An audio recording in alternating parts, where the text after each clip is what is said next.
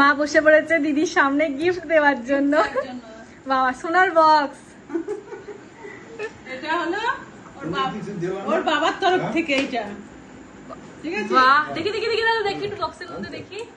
বাহ,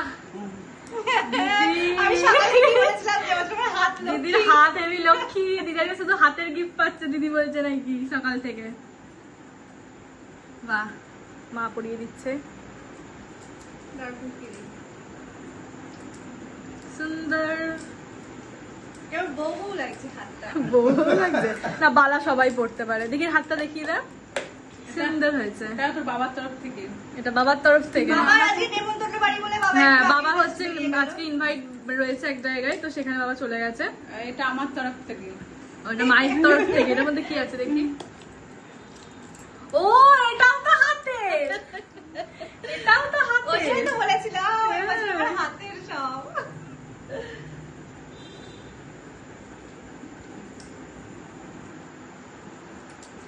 বাহ, কি সুন্দর লাগছে এই জিনিস। বাহ, বাহ, সুন্দর।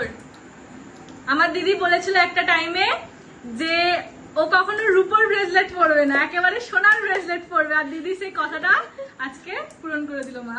এটা আসলে আমি পছন্দ করেই কিনেছি, মা নিয়ে গেছিল হ্যাঁ। দুদিন আগে কিনতে, তখন পছন্দ সুন্দর করেই লাগছে কিনেছি। হাতটা তো এই ব্রেসলেটটা পরে।